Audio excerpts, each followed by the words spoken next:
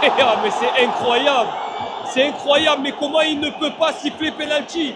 C'est incroyable.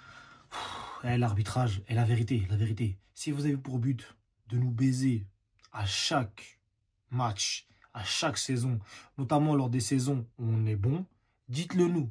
Ça, on arrête de parler, on arrête de jouer et on n'achète pas de bons joueurs et on joue la 15e place. Je vous dis parce que j'ai l'impression que c'est ça. Pourquoi Montpellier se plaint jamais de l'arbitrage? Parce que frère, on dirait, j'ai pas l'impression en fait, c'est quoi le but? C'est quoi le but? Ouais, j'en perds mes mots. C'est quoi le but? C'est de nous la mettre à l'envers à chaque match. Parce que tu fais un match plus ou moins correct. Moi, je trouve pas qu'il a été bon, l'arbitre. Hein. Mais tu fais un match plus ou moins correct. T'arrives fin du match, tu tues le match sur 2 actions décisives. Oui, on a raté de notre côté. On en reviendra sur les détails du match. Mais là-dessus, l'action de Hibert, il se fait casser la gueule, le frère. Il a le ballon en... On parle d'une action en retard. Il a le ballon en avance. Il passe devant. Il touche la balle de la tête. Il se prend un coup de... Frère, c'est même pas le mec qui lui saute dessus. Frère, c'est quoi? C'est du catch. On a la WWE. C'est ça le projet? L'action de Baladi, c'est la même chose. On voit que Diakité est tout seul. T'es arbitre, tu te dis, ok, bon, il y a but, à la limite, je siffle. Je vais demander à la VAR quand même. Les VAR, normalement, c'est des gens compétents qui avaient 10 diplômes d'arbitre, de l'expérience en tant qu'arbitre. Vous dites, attends, comment ça se fait qu'il est tout seul? Est-ce que je revois pas l'action? Comment ça se fait qu'il y a des gens dans le terrain, en dehors, ils ont vu l'action? Ils ont vu la faute de Meunier. C'est pas normal. Ça, je pourrais rester pendant des heures et ma vidéo ne va pas être ça, sinon ce serait du gâchis. Mais je vous dis, aujourd'hui, on s'est fait baiser. Mais c'est pas que. Je pense que la raison pour laquelle on était à 1-0 à la 80e, il y a une raison. Et on va en parler de toute façon. Excusez-moi, là j'étais très énervé. Là je commence la vidéo énervé. On va revenir avec un peu plus de calme. Et on va se demander, est-ce que réellement le nul est mérité? Parce que dans le fond, Lille n'a pas été mauvais. Lille a contré nos relances. Lille a été plutôt carré dans sa domination, dans ses phases de domination, dans ses phases de jeu. Il y avait quand même des phases où il y avait beaucoup d'espace. On a pu les utiliser, ils ont pu les utiliser aussi. On voit l'action de David, magnifique arrêt de Rouli, d'ailleurs, il faudra en parler lui aussi. On voit aussi l'action de Zegrova où Murillo se passe très très mal. Et encore une fois, on se fait avoir. L'action de David, c'est Baladi qui fait un énorme pressing. Enfin, un énorme pressing, je ne sais pas si c'était la consigne, mais il monte et il suit son attaquant jusqu'à la surface lilloise. Donc, il crée un espace. Lille en profite. C'est une équipe de Champions League quand même. Hein. On en a parlé dans ma vidéo avant-match. C'est une équipe qui a réussi à tenir tête à Juventus, qui a battu le Real Madrid et qui a battu l'Atlético Madrid. Et l'Atlético chez elle. Rendez-vous compte quand même de la performance. C'est une équipe de très, très, très haut niveau. Attention à ne pas prendre cette équipe à la légère. Et c'est ce qui s'est passé. Je vous ai dit, ça va être un match complexe qui se jouera dans les détails. Et c'est exactement ce qui s'est passé. Globalement, on tente. On a réussi, on a pris des risques. Et ça, c'est ce qui m'a plu. On a pris des risques. On a eu des pertes de balles. C'est logique. Le système n'est pas encore en place. Il ne faut pas non plus en demander grandement à l'équipe de De Zerbi. Mais on voit des choses. Un Kondogbia qui, enfin, est très performant en défense. Et d'ailleurs, son changement, son remplacement a causé que des problèmes. On a vu un Rongier au milieu de terrain qui trouve de plus en plus sa place. C'est un peu le point de fixation que les défenseurs et attaquants cherchent parfois au milieu de terrain parce qu'ils se déplacent très très bien. On a vu un Hibert et un Rabiot qui étaient partout. Rabiot partout. Franchement, il aurait pu être homme du match avec Rouli si il n'y avait pas eu cette fin de match catastrophique. Homme du match, trop fort. Trop fort. Rouli, il a quand même pris plus la lumière parce que voilà, il est ultra décisif. Mais Rabiot, c'est abusé. Rabiot, ses mouvements, son jeu de ballon, c'est-à-dire s'il est passeur décisif sur le but, son déplacement, il comprend directement. Bon, c'est sûrement travailler, mais c'est censé travailler. Mais il comprend le déplacement. Et avec Luis Enrique, qui est encore lui, on va pas le répéter, encore une fois très très bon, ce joueur m'éblouit de match en match parce que on avait vu un moment sur une action, il enrhume, il fouette Diakité, il lui fait un passement de jambes, vraiment un peu bizarre, mais sa manière avec laquelle il se déplace, il arrive à comprendre quand crocher et il réussit. Malheureusement, il y a les contrées. On a vu de belles choses, on a vu une équipe intéressante, on a subi un peu au début et un peu à la fin, mais entre deux, on a vraiment maîtrisé, en deuxième mi-temps beaucoup plus. Il y a le poteau de Mopé, il y a la tête de Balerdi. Il y a plein de choses qui, pour moi, auraient pu nous donner, on va dire, le match à 60e. Normalement, on le plie. Si Mopé rate pas son action sur le poteau, on le plie. Si Chevalier, bon, il y a beaucoup de si, on pourrait dire des si de notre côté. Hein. Lille aussi pourrait dire des si. Hein. Mais bon, moi, dire que le nul est mérité, pour moi, non. Parce que pour moi, on arrive à contrôler, on va dire, aller 70% du match. On se rate un peu au début, mais bon, le gardien est là pour ça. Sinon, il n'y a pas de gardien. Je ne vais pas dire, ouais, c'est grâce au gardien. Non, Chevalier est là pour ça et Rouli est là pour ça. Donc, Rouli a fait son match. Bravo, excellent. Alhamdoulilah, tant mieux pour nous. Chevalier a fait son arrêt sur la tête de balle, tant mieux pour nous. Mais l'action de Mopé, elle ne doit pas être ratée.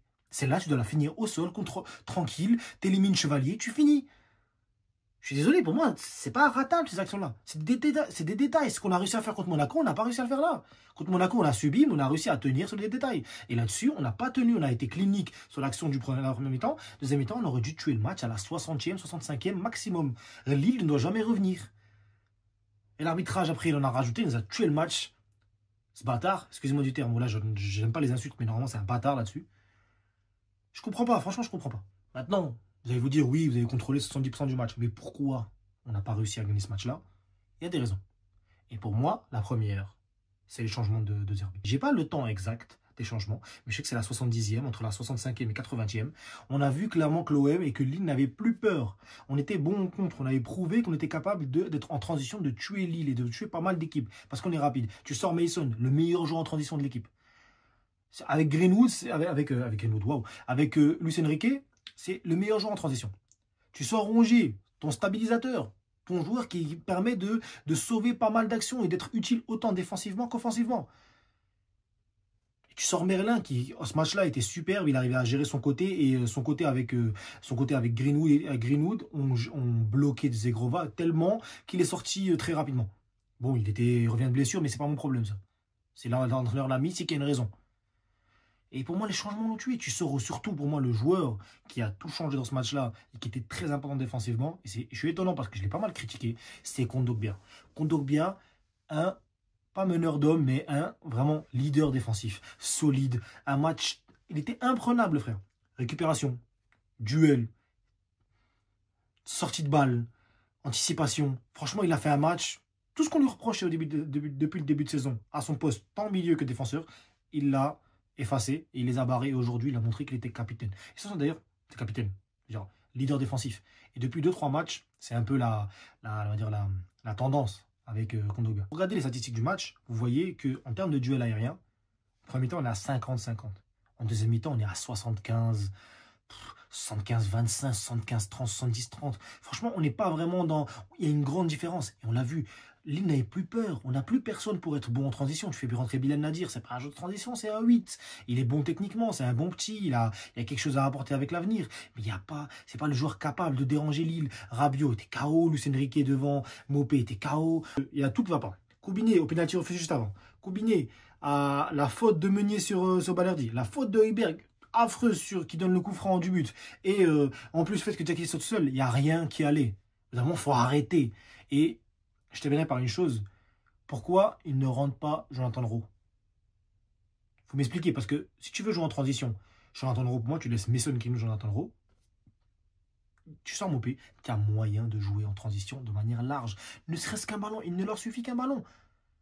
Il ne leur suffit qu'un ballon ces jours-là.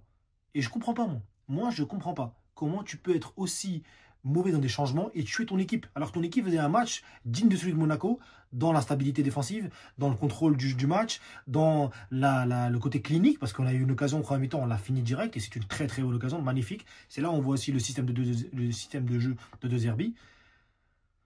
C'est frustrant, et c'est le terme frustrant. C'est le nom de la vidéo, c'est frustrant. Ce match est frustrant. Normalement, on les tape 2-0. Oui, eux auraient pu, oui. Mais notre gardien était là. Nous, c'est nous qui ratons. Le poteau de Mopé, c'est pas grâce à Chevalier, c'est lui qui rate.